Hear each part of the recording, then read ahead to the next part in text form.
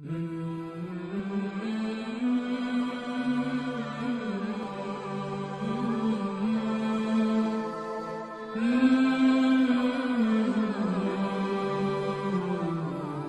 کا اسم گرامی احمد اور خطاب اقدس عبدالحق ہے۔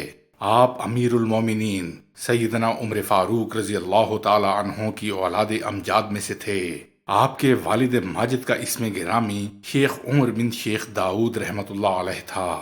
آپ حضرت خواجہ جلال الدین کبیر الاولیاء پانی پتی رحمت اللہ علیہ کے خلیفہ اعظم اور مرید تھے۔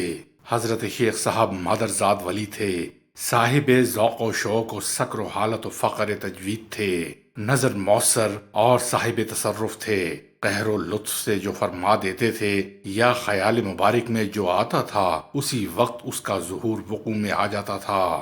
آپ کے جد امجد بلخ کے رہنے والے تھے۔ جس وقت ہلاکو خان نے بلخ و بخارا وغیرہ کو تاراج کیا، آپ کے آبا و اجداد ہندوستان آ گئے۔ سلطان علاؤ الدین خلجی کا عہد حکومت تھا۔ سلطان موصوف نے اودھ میں وجائے معیشت قائم کر دی اور قصبہ ردولی میں سکونت پذیر ہو گئے۔ آپ کے جد امجد بڑے صاحب کمال تھے۔ حضرت خواجہ شیخ نصیر الدین محمود چراغ دہلی کے مرید تھے۔ مزار مبارک قصبہ ردولی میں ہے۔ تحفۃ المتقین میں ہے کہ حضرت شیخ صاحب ایک روز دایا کی گود سے جانب آسمان پرواز کر کے آفتاب کے قریب پہنچ گئے۔ دایا یہ حال دیکھ کر سہم گئی اور آپ کی جدائی سے زار زار رونے لگی۔ کچھ دیر بعد آپ خود بخود دایا کی گود میں آ گئے اور دایا سے کچھ فرمایا، مگر وہ آپ کی بات نہ سمجھ سکی۔ جب آپ کی عمر مبارک 7 سال کی ہو گئی تو جس وقت آپ کی والدہ تہجد کے لیے اٹھتیں تو آپ بھی چپکے سے اٹھ کر کسی گوشے میں کھڑے ہو کر نماز میں مشغول ہو جاتے اور اللہ اللہ کرنے لگتے۔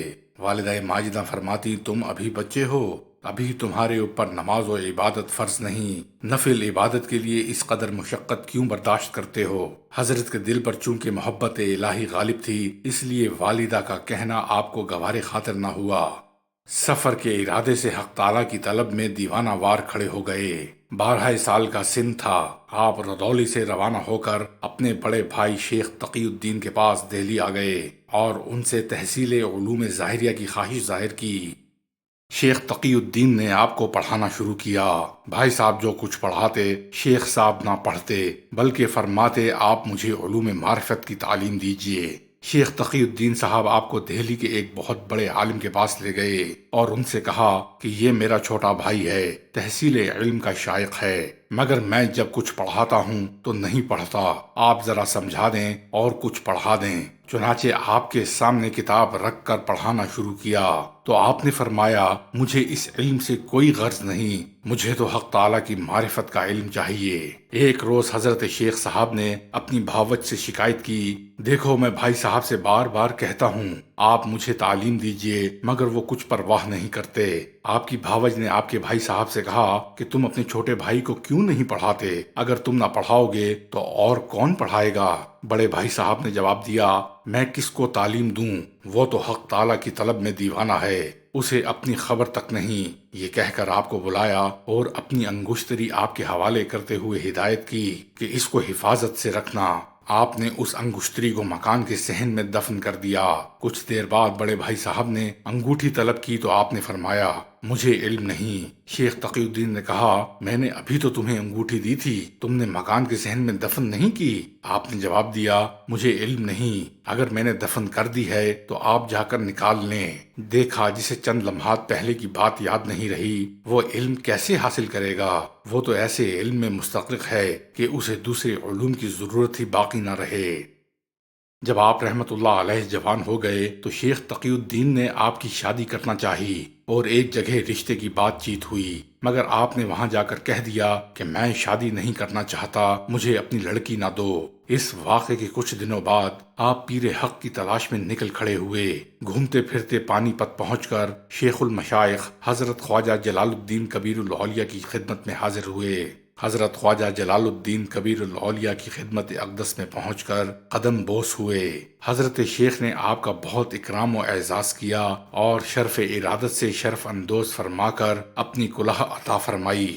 قطب العالم حضرت شیخ عبد القدوس گنگوہی نے انوار العیوم میں تحریر فرمایا ہے کہ حضرت خواجہ صاحب کبیر الاولیاء کے ایک مرید نے آپ کو دعوت پر مدعو کیا۔ آپ دسترخوان پر بیٹھے تو انواع و اقسام کے کھانوں کے علاوہ بعض ممنوعات شرعیہ بھی دسترخوان پر دیکھے۔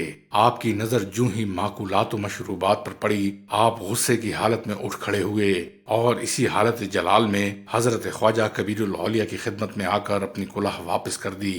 شہر سے باہر نکلتے ہی راستہ بھول گئے، حیران و پریشان پھرنے لگے مگر راستہ نہ مل سکا۔ مجبور ہو کر ایک درخت پر چڑھ کر بیٹھ گئے۔ تھوڑی ہی دیر بعد دو آدمی ادھر سے گزرے تو آپ انہیں دیکھتے ہی درخت سے نیچے اتر آئے اور ان لوگوں سے راستہ دریافت کیا۔ انہوں نے جواب دیا کہ راستہ تو تم حضرت شیخ کے دروازے پر چھوڑ آئے۔ آپ نے پوچھا کیا واقعی یہی بات ہے؟ انہوں نے جواب دیا ہاں۔ یہ کہہ کر وہ دونوں آدمی غائب ہو گئے۔ آپ نے خیال کیا کہ میں غلط راستے پر تھا، یہ دونوں خدا تعالیٰ کی طرف سے میری ہدایت کے لیے آئے تھے۔ آپ اسی وقت توبہ و استغفار کر کے لوٹے تو اپنے آپ کو حضرت شیخ کبیر الاولیاء کے آستانے پر موجود پایا۔ حضرت خواجہ اس وقت دروازے پر کھڑے ہوئے تھے، دیکھتے ہی قدموں میں گر پڑے۔ حضرت شیخ نے خادم کو ارشاد فرمایا اور فوراً کھانے کا خوان کسی قدر مختورات شرعیہ کے حاضر ہوا۔ حضرت خواجہ نے فرمایا بسم اللہ کرو۔ آپ کی نظر جوں ہی کھانے پر پڑی، جمال وحدت نظر آیا، محویت طاری ہو گئی اور زار زار رونے لگے، اور اسی حالت محویت میں ایک مدت تک حضرت خواجہ صاحب کی خانقاہ میں بیٹھے روتے رہے۔ حضرت خواجہ صاحب نے فرمایا احمد ہوش آیا یا نہیں؟ یہاں آ اور کسی چیز کو اختیار کر لے۔ آپ نے عرض کیا حضرت مجھے کچھ معلوم نہیں، میں نہیں جانتا کیا کھاتا ہوں، کہاں سے کھاتا ہوں، اور اب کس چیز سے اعراض کروں، کس چیز کو اختیار کروں، پاک و ناپاک میں کس طرح امتیاز کروں۔ حضرت خواجہ صاحب نے اسرار کر کے آپ کو کھانا کھلایا اور فرمایا اے احمد، حق تعالی پاک ہے، ناپاک کو پاک کرتا ہے اور ناپاک سے ہمیشہ پاک رکھتا ہے۔ تو حق سبحانہ و تعالی کی طرف متوجہ ہو اور متوکل ہو کر پاک رہ، اور اپنے آپ کو اور اپنے حال کو ناپاک سے پاک رکھ، اور سوائے خدائے پاک کے کسی اور طرف توجہ نہ کر۔ اس وقت ہی تمہیں معلوم ہوگا کہ دونوں جہاں سوائے اس کی پاک ذات کے کچھ اور نہیں ہے۔ حضرت خواجہ صاحب کے کلام سے آپ کو سکون قلب حاصل ہو گیا۔ سیر الاقطاب میں ہے کہ آپ حضرت عبدالحق کے نام سے اس وجہ سے موسوم ہوئے کہ آپ اٹھتے بیٹھتے کھاتے پیتے با آواز بلند حق حق حق فرمایا کرتے تھے۔ اس لیے حضرت خواجہ کبیر الاولیاء نے بحکم رب العزت آپ کا نام عبدالحق رکھ دیا اور فرمایا اے احمد عبدالحق، میرا سلسلہ تجھ سے جاری ہوگا اور تیرے نور ہدایت سے عالم منور اور معمور ہوگا۔ حضرت خواجہ کبیر الاولیاء کے وصال کے کچھ عرصے بعد آپ پانی پت واپس تشریف لائے اور مرشد زادوں کو تعلیم و تربیت دے کر مرتبہ تکمیل کو پہنچایا، اور اپنے پیر دستگیر کا خرقہ خلافت شیخ شبلی سے لے کر زیب تن فرمایا، اور پھر اپنی طرف سے شیخ شبلی کو خرقہ عطا کر کے اپنے وطن ردولی تشریف لائے۔ ردولی پہنچ کر حضرت شیخ صلاح الدین درویش کی مزار مبارک پر حاضر ہوئے۔ حضرت شیخ صاحب ردولی کے شاہ ولایت تھے۔ فاتحہ پڑھ کر رہنے کی اجازت حاصل کی اور مسند ارشاد پر متمکن ہو کر ہدایت فرمائے زمین ہوئے۔